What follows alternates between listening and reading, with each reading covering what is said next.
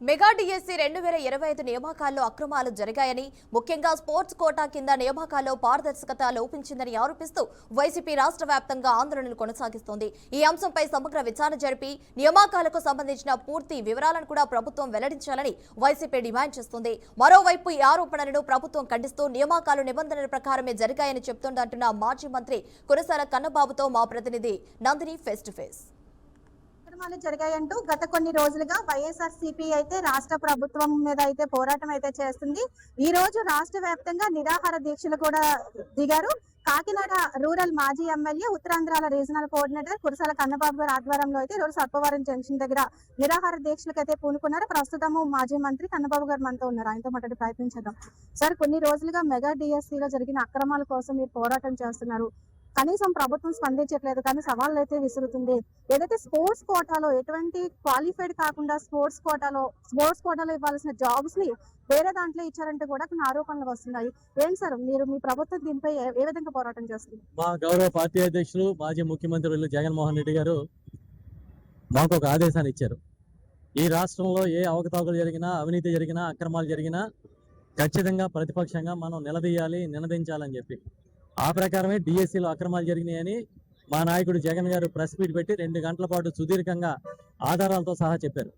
కానీ ఇవాళ వరకు కూడా ప్రభుత్వం వైపు నుంచి ఒక జరగలేదని చెప్పే ప్రయత్నం ఒక మంత్రి కానీ, ఒక ముఖ్యమంత్రి కానీ చేయలే. అది కూడా ఒక పరీక్ష కూడా రాయకుండా మ్యాథ్స్ టీచర్లు, తెలుగు టీచర్లు ఇది అక్షరాలు వచ్చేలేదో కూడా తెలియదు. గతంలో ఒక జీవో ఉండేది, ఖచ్చితంగా పరీక్ష రాయాలని. ఆ జీవో ఎత్తేసారు. ఆ జీవో ఎత్తేసి ఇలా పని అంతా అయిపోయిన తర్వాత మళ్ళీ ఆ జీవోని పునరుద్ధరించారు. ఇదేంటయ్యా బాబు అంటే, మీది కోటల పార్టీ అంటాడు ఒకడు, మీది అవినీతి అంటాడు ఒకడు. ఇవాళకి దొంగ తిరుగుడు వ్యవహారమే తప్ప నేరుగా ఈ ప్రభుత్వం తప్పు చేయలేదని చెప్పే దమ్ము, ధైర్యం ఈ ప్రభుత్వంలో ఎవరికైనా ఉందా అని అడుగుతున్నాం. అందుకే మా జగన్మోహన్ రెడ్డి గారు ఇచ్చిన పిలుపు మేరకు 4 రోజుల పాటు ప్రతి నియోజకవర్గం నిరాహార దీక్షలు చేస్తున్నాం. వాళ్ళ కాకినాడ రూరల్లో సర్పవరం జంక్షన్లో 4 రోజుల పాటు నిరాహార దీక్షలు చేస్తాం. 10వ తేదీనేమో పెద్ద ర్యాలీ చేయబోతున్నాం. ఆ తర్వాత కూడా దీన్ని విడిచిపెట్టమనేది చెప్తా ఉన్నాం. ర్యాలీలు చేస్తున్నారు, నిరసనలు చేస్తున్నారు, ఈ రోజు దీక్షలు కూడా పూనుకున్నారు, అయినా కూడా ఎటువంటి స్పందన లేదు. తదుపరి కార్యాచరణ ఏ విధంగా ఉండబోతుంది? నిద్ర నటించేవాడిని ఎవరు లేపుతాడు? కంప్లీట్ గా చంద్రబాబు నాయుడు కుంభకరుణ్ నిద్రలాగే ప్రభుత్వం నడుపుతున్నాడు. ఆయన ఒక కుంభకరుణ్ ఎలా పడుకుంటాడో అలా పడుకుంటున్నాడు. మధ్య మధ్యలో లేచి జగన్ గారిని తిట్టేయడం, వైఎస్ఆర్ని తిట్టేయడం, మళ్ళీ పడుకోవడం. మధ్య మధ్యలో లేచి కార్పొరేట్ వాళ్ళకి కావాలని సంతకాలు పెట్టడం, మళ్ళీ పడుకోవడం. ఇది తప్ప ఇంకేమైనా ఉందా? మళ్ళీ పెద్ద పెద్ద కబుర్లు ఎన్నికల ముందు వచ్చినప్పుడు ఇదే సర్పవరం జంక్షన్లో యువగడమని వచ్చాడు లోకేష్ గారు. వచ్చి ఏం మాట్లాడాడు? నిరుద్యోగ భృతి 3000 ఇస్తాను తమ్ముళ్ళు అన్నాడు కదా. అక్క చెల్లెమ్మలు నమ్మండి అన్నాడా? ఆడబిడ్డ నిధి ఇస్తా అన్నాడా? ఏమైపోయింది మీ ఆడబిడ్డ నిధి? ఆడబిడ్డ నిధికి ఎక్కడన్నా ₹1 ఇచ్చావా? నీ పేర్లు, ఈ కబుర్లు తప్ప అమలు చేసినట్టుగా ఒక్క పథకం కనపడదు. ఇంతకుముందు అలాగే ఎన్నికల ముందు 19లో పసుపు కుంకుమ అన్నాడు ఆడపిల్లకి, దాన్ని అలాగే మంగళం వాడిచ్చారు. మళ్ళీ ఇప్పుడు ఆడబిడ్డ నిధి అన్నాడు, మళ్ళీ మంగళం వాడిచ్చేశారు. వీళ్ళకి ఎంతసేపు ఓట్లు దండుకునేదానికి వేసే ఎత్తుగడలే తప్ప అంతకుమించి చిత్తశుద్ధితో ఒక్కరోజు కూడా ఇదిగో ఈ పథకాన్ని అమలు చేస్తాం, లేదా చెప్పిన మాట నిలబెట్టుకుంటాం అనేదే లేదు. నేను చూసారు ఆ దేవరపల్లిలో రైతులు ఎలాగ వచ్చారు. జగన్మోహన్ రెడ్డి గారు వస్తే బారులుగా కాదు, వేలాదిగా తరలొచ్చారు.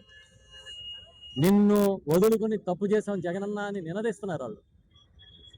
ఇప్పటికైనా మీరు కళ్ళు తెరవకపోతే మీకు ఖచ్చితంగా ప్రజలు సరైన సమయంలో బుద్ధి చెప్తారనేది చెప్తాం. పోరాటం రాజకీయం అనుకోవచ్చా, నిరుద్యోగుల యువత కోసం అనుకోవచ్చా? ఆ పోరాటం ప్రజల పక్షం. అది నిరుద్యోగులు అవ్వచ్చు, రైతులు అవ్వచ్చు, యువత అవ్వచ్చు, మహిళలు అవ్వచ్చు, ప్రతి ఒక్కరి తరఫున పోరాటం చేస్తాం. పోరాటం చేసే దమ్మున్న ఏకైక నాయకుడు జగన్మోహన్ రెడ్డి గారు, ఆయన పార్టీ. ఈ రాష్ట్రానికి ఎవడో నోరెత్తేవాడు ఏడి? ఇంక్లూడింగ్ కాంగ్రెస్తో సహా చాపు చుట్టేశారు కదా. అందరినీ వాళ్ళ మద్దతుదారులుగానే తయారు చేసుకుంటున్నారు కదా. ఎవరన్నా ఒక్కరన్నా ఇగో ఈ నిరుద్యోగులకి అక్రమాలు జరిగినాయి, అన్యాయాలు జరిగినాయి ఎవరన్నా ఒక్కరైనా సరే మాట్లాడారా? మాట్లాడరు. ఎందుకు మాట్లాడరంటే భయం, లేకపోతే తెలుగుదేశం పార్టీతో అంతర్గత ఏర్పాటు. ఇవాళ ఈ రాష్ట్రంలో ఒక ఏకైక నాయకుడు జగన్మోహన్ రెడ్డి గారే తప్ప ఇంకెవ్వరూ గొంతెత్తేవాడు లేడు. అందుకే మేమంతా కూడా ఉద్యమాలు చేస్తున్నాం. ఇది డిఎస్సి మీద సిబిఐ విచారణ వేయాల్సిందే, మీరు రాజీనామా చేయాల్సిందే లోకేష్ గారు. ఫీజు రియంబర్స్మెంట్ బకాయిలు వెంటనే చెల్లించాలి. నిరుద్యోగులకు ఇస్తాన్న 3000 వెంటనే ప్రతి నెల ఇవ్వాల్సిందే అని చెప్పి డిమాండ్ చేస్తాం. చంద్రబాబు నాయుడు గారి ప్రభుత్వం ఇవాళ ఒక షుగర్ కోటెడ్గా పరిపాలన చేయాలనుకుంటుంది. సమస్యలన్నీ సమస్యలుగానే ఉంటాయి.